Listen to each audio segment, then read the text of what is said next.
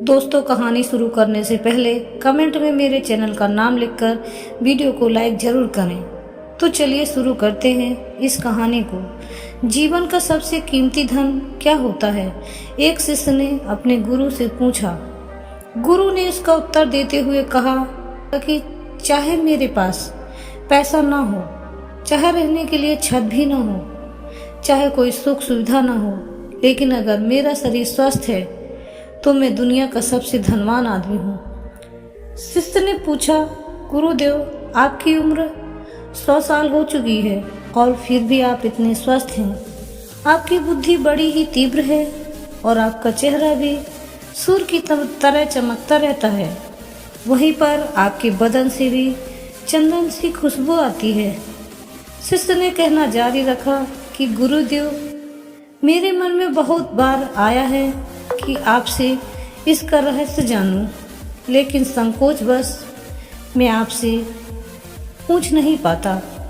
कृपया करके आज मुझे साधारण से नियम बताने की कृपा करें, जिससे मैं भी आपकी तरह स्वस्थ और निरोगी रह सकूं।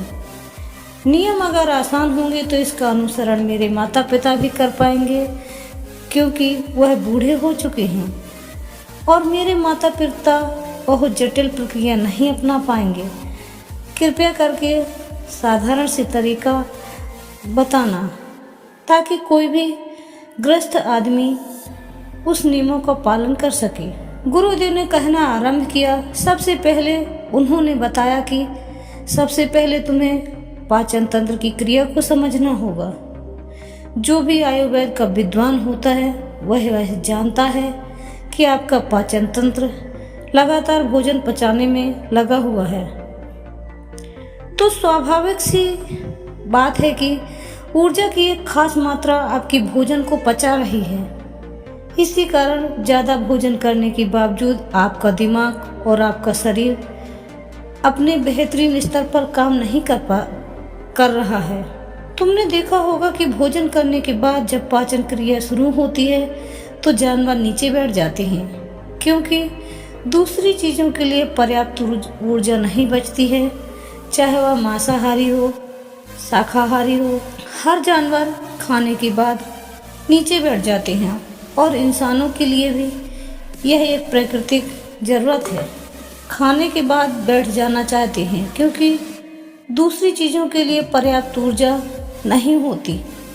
अगर आप अपनी पूरी क्षमता इस्तेमाल करना चाहते हैं तो आप अपने शरीर को ऐसा बनाकर रखिए कि आप जो कुछ भी खाएं वह 1 से 2 घंटे के अंदर आपका पेट खाली हो जाना चाहिए।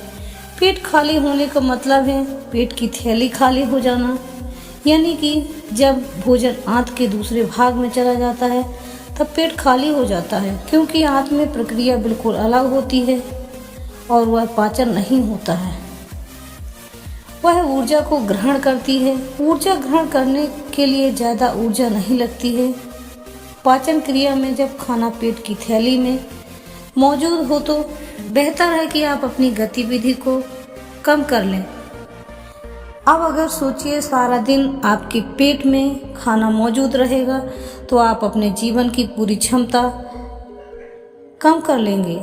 आप खुद देखें, जब आपके पेट में खाना मौजूद होता है तब शरीर कैसा महसूस करता है, और जब पेट खाली होता है तब शरीर कैसा महसूस करता है।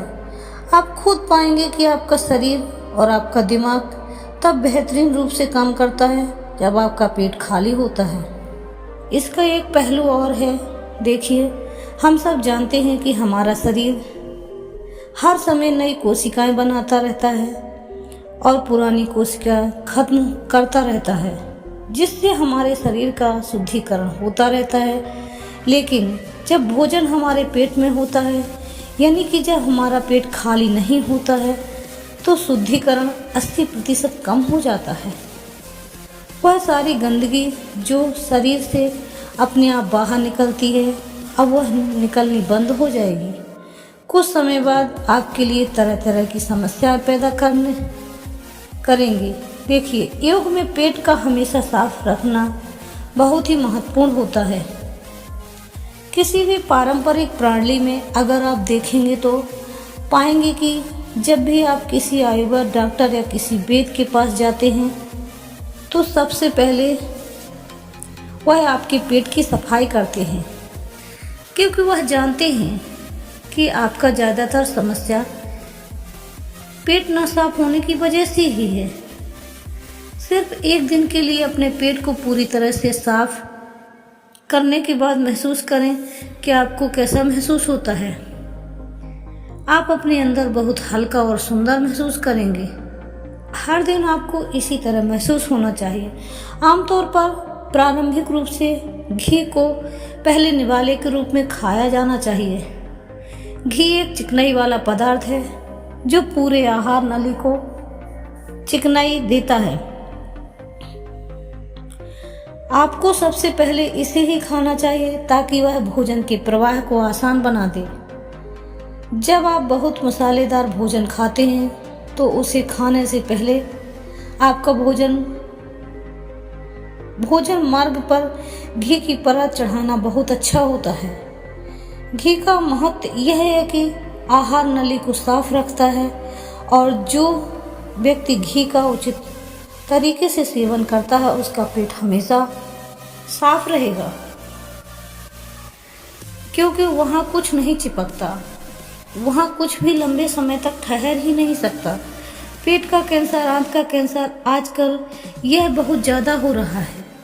अगर आप निश्चित मात्रा में घी का सेवन करते हो तो यह घटना बहुत कम हो जाती है, लेकिन उसके लिए घी सही गुणवत्ता का होना चाहिए। सही तरीके से गाय भैंस के दूध से बनाया जाए।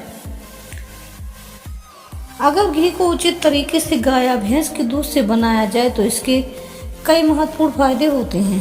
शिष्य ने सवाल पूछा कि गुरुदेव, पाचन क्रिया तो मैं कुछ समझ गया हूँ, लेकिन आप यह बताएं कि आपकी तरह सूर्य जैसा तेज पाने के लिए, चमकता हुआ चेहरा प्राप्त करने के लिए क्या प्रतिक्रिया अपनानी चाहिए। गुरु ने इसका उत्तर देते हुए कहना शुरू किया कि देखिए, आज के समय में बहुत सारे लोग सुबह उठते ही खाली पेट चाय पीते हैं। चमकता हुआ तेजस्वी मुख पाने के लिए हमें कुछ प्रक्रिया नहीं अपनानी है। हमें बस अपनी दिनचर्या सही करनी, अपना खान पान सुधारना है। सुबह खाली पेट चाय पीना जहर के समान होता है।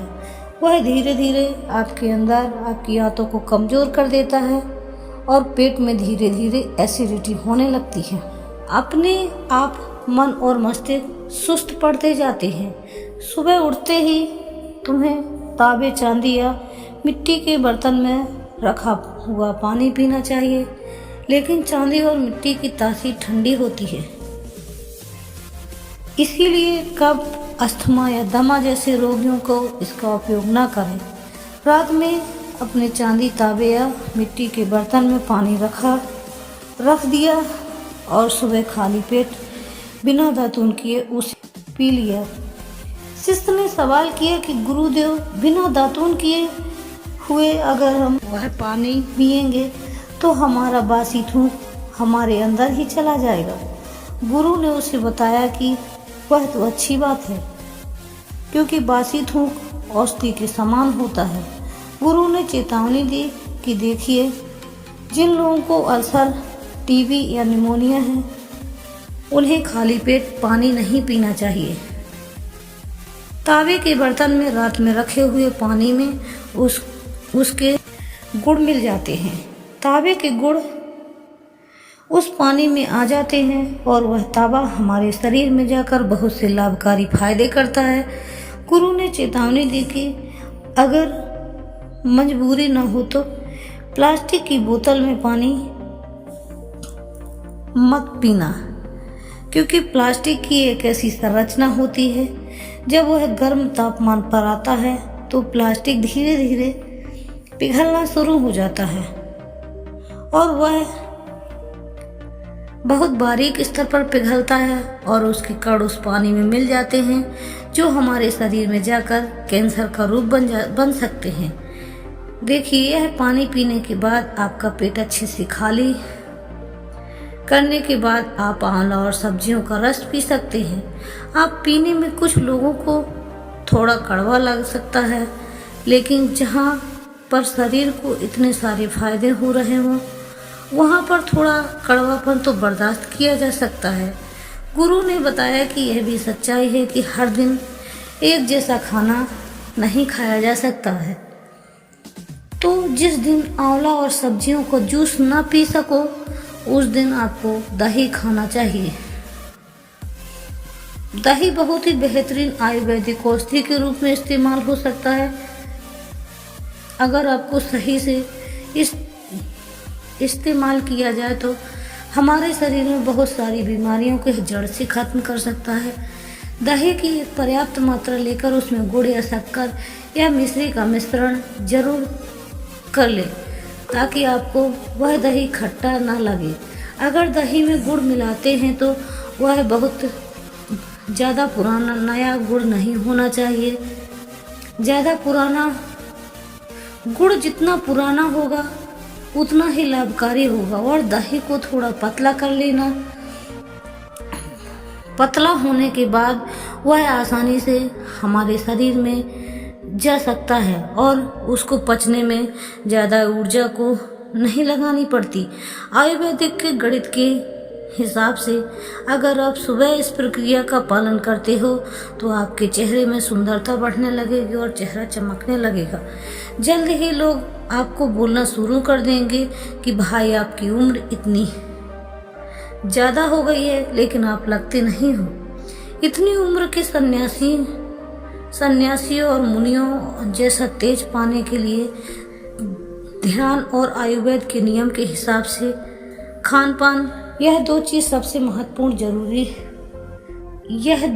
सबसे ज़्यादा ज़रूरी होती है।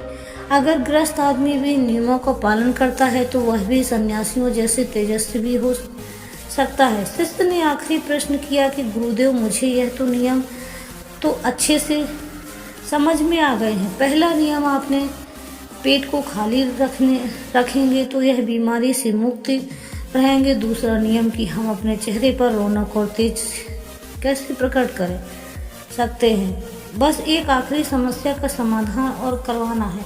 मैं आपसे पूछना चाहता हूँ कि जैसे जैसे आदमी की उम्र बढ़ती है उसकी आँखों की और उसके दिमाग की क्षमता कम होती जाती है, तो उस क्षमता को बरकरार बनाए रखने के लिए किन किन नियमों का पालन करें या फिर क्या खान पान अपने दैनिक जीवन में अपनाएं। गुरु ने खुद की तरह इशारा करते हुए कहा कि जैसे जैसे उम्र बढ़ती है वैसे वैसे बुद्धिमान होते जाएंगे।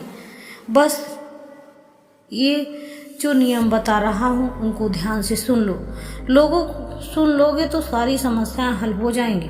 सबसे पहले सफ़ेद कद्दू के औषधीय गुणों के बारे में जानो। आयुर्वेद के गणित के हिसाब से सफ़ेद कद्दू का जूस कैंसर को मिटाता है और साथ ही दिमाग को बढ़ाता है, यानी कि तेज बारीक बुद्धि। लेकिन यह समझ लेना कि सफ़ेद कद्दू का जूस ठंडा होता है, इसीलिए अस्थमा और जिनको सर्दी जल्दी पकड़ लेती है ऐसे लोगों को सफ़ेद कद्दू के जूस का सेवन नहीं करना है। दिमाग और आँखों को तेज करने के लिए अगला नुस्खा मैं बता रहा हूँ वह हर कोई कर सकता है, बल्कि हर किसी को करना चाहिए। 5 देसी बादाम की गिरी जो छोटी वाली होती है क्योंकि वह देसी होती है। बड़ी वाली में इतने गुण नहीं होते हैं जितनी छोटी वाली गिरी में होते हैं। 5 छोटी बादाम की गिरी और 1 अखरोट रात को पानी में भिगो दो। सुबह इसके छिलके उतारें और उसमें किसी पत्थर से कूटना है। याद रखना पत्थर या खल में, किसी ऐसे बर्तन में नहीं, क्योंकि इसकी गुणवत्ता खत्म हो जाती है। उसे पत्थर में यह डालने के बाद उसे मथना शुरू करो। धीरे धीरे जब आप उसे पीसेंगे तो वह बारीक होने लगेगा और उसके बाद उसमें दूध डालना शुरू करो। ऊपर से दूध गाय का होना चाहिए, वह सबसे ज़्यादा बेहतरीन रहेगा। दिमाग के लिए इस्तेमाल करने को भैंस या बकरी का भी कर सकते हैं, लेकिन गाय का दूध सबसे महत्वपूर्ण हो जाता है। जब दिमाग की समस्याओं के बारे में बात आती है तो आप उसे बादाम और अखरोट को दूध के साथ पीसना शुरू करो। धीरे धीरे जितना आप पीसेंगे उतनी ही गुणवत्ता बढ़ती जाएगी। अब कुछ लोगों को लग रहा होगा कि दूध के साथ हम बादाम यूं ही खा लें तो, या फिर पत्थर से पीसने की बजाय मिक्सी में पीस ले तो। मैं बताना चाहूँगी कि पत्थर से उसे पीसने के बाद उसकी गुणवत्ता 100 गुना बढ़ जाएगी। अच्छे से गाय के दूध में पीसने के बाद जब आप इसका सेवन करेंगे तो आपकी आंखें और आपका दिमाग के लिए यह बहुत ही लाभकारी रहेगा। जिन लोगों को भूलने की समस्या होती है, जो छोटी छोटी चीज़ रखकर भूल जाते हैं, जो लोग दिमागी रूप से परेशान रहते हैं, तनाव बना रहता है, चीज़ों के बारे में ज़्यादा सोचते हैं, ऐसे लोगों के लिए है एक ठंडाई का काम करेगा।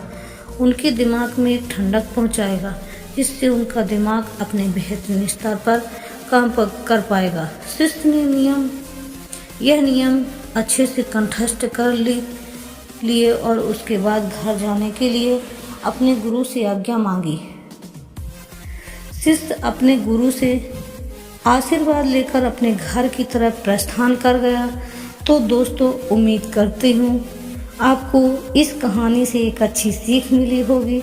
यह कहानी आपको कैसी लगी हमें कमेंट बॉक्स में कमेंट ज़रूर करके बताएं, और इस वीडियो को लाइक भी ज़रूर करें, और साथ ही वीडियो को अपने दोस्तों के साथ ज़रूर शेयर करें, ताकि उन्हें भी यह कहानी से कुछ सीखने को मिल सके। ऐसी ही प्रेरणादायक स्टोरी सुनने के लिए हमारे चैनल को सब्सक्राइब करें, बेल आइकन को ज़रूर दबाएं, ताकि आने वाली अगली वीडियो की नोटिफिकेशन मिल सके। इस वीडियो में बस इतना ही। मिलते हैं अगली वीडियो में। जब तक अपना ख्याल रखिए। धन्यवाद।